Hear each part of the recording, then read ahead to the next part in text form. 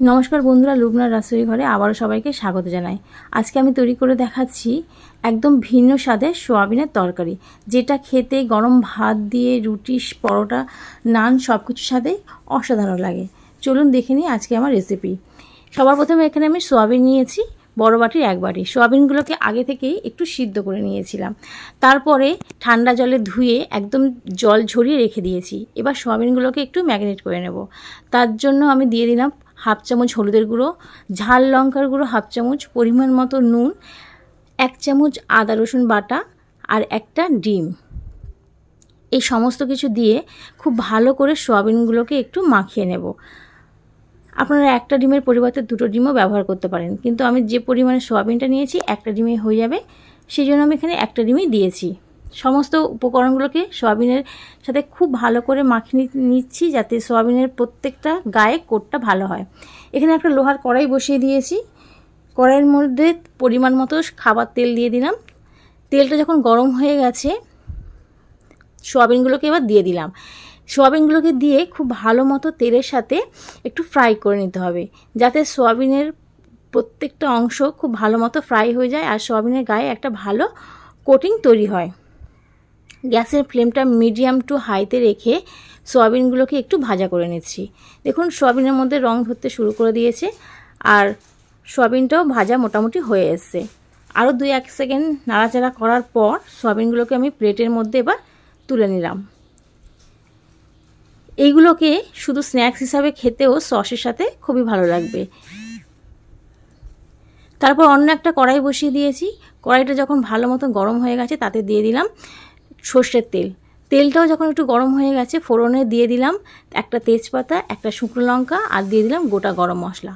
ফোড়নটা একটু ভালো করে তেলের মধ্যে একটু নাড়াচাড়া করে নিচ্ছি। যখন ফোড়ন থেকে একটা সুন্দর একটু মিষ্টি গন্ধ ছাড়তে শুরু করবে তখন বুঝে নিতে হবে ফোড়নটা একদম রেডি হয়ে গেছে। তারপর আমি দিয়ে দিলাম কুচিয়ে রাখা পেঁয়াজ। এখানে বড় সাইজের একটা পেঁয়াজকে স্লাইস করে কেটে নিয়েছি, মানে যতটা সম্ভব পাতলা করে কেটেছি।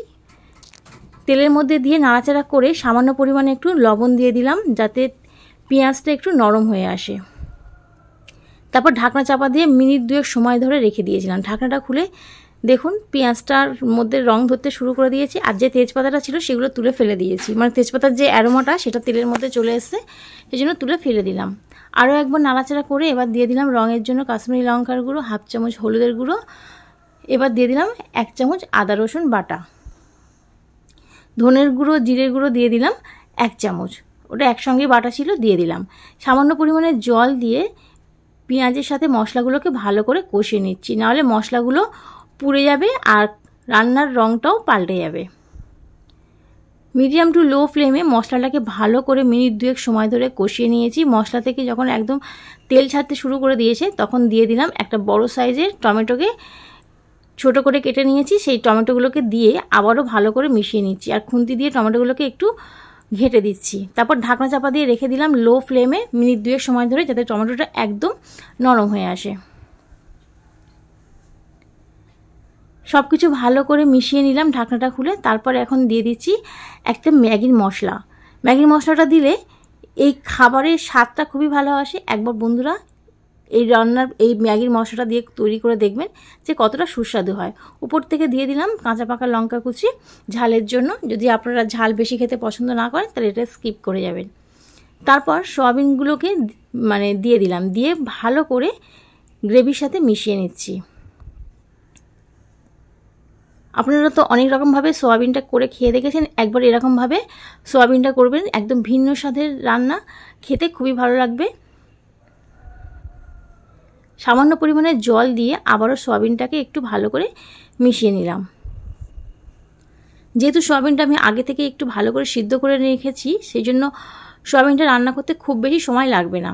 ঢাকনাটা খুলে আবারও একটু নাড়াচাড়া করে দিলাম। এবার উপর থেকে দিয়ে দিলাম গরম মশলা গুঁড়ো আর পরিমাণ মতো একটু চিনি। চিনিটা যদি পছন্দ না করেন সেটা স্কিপ করে দেবেন, কিন্তু দিলে খাবার স্বাদটা ভালো আসবে। সব কিছু খুব ভালো মতো মিশিয়ে নিয়েছি। এবার গ্রেভির জন্য পরিমাণ মতো জল দেব। এখানে খুব বেশি জলের ব্যবহার করব না, কেননা গ্রেভিটা একটু ঘন রাখবো, সেই অনুপাতে আমি জলটা ব্যবহার করছি। জলটাকে দিয়ে সবকিছু খুব ভালো করে মিশিয়ে ঢাকনা চাপা দিয়ে 2 মিনিট মতো ফুটিয়ে নেওয়ার পর কিছুক্ষণ স্ট্যান্ডিং টাইমে রেখে তারপর আপনাদের সঙ্গে পরিবেশন করছি। দেখুন দেখতে কতটা সুন্দর হয়েছে। এটা সব কিছুর সাথেই খেতে ভালো লাগবে। যদি আপনাদের রেসিপিটা ভালো লাগে আমার চ্যানেলটাকে সাবস্ক্রাইব করবেন, পাশে থাকা বেল আইকনটি প্রেস করবেন যাতে নিত্য নতুন রেসিপি আপনাদের নোটিফিকেশান পৌঁছে যায় আপনাদের কাছে। আর যারা ফেসবুক পেজ থেকে দেখছেন আমার পেজটাকে ফলো করে নেবেন। আজকে এই পর্যন্ত, আবারও হাজির হয়ে যাব অন্য কোনো দিন অন্য কোনো রেসিপি নিয়ে। ভিডিওটি ভালো লাগলে শেয়ার করবেন, ভালো থাকবেন।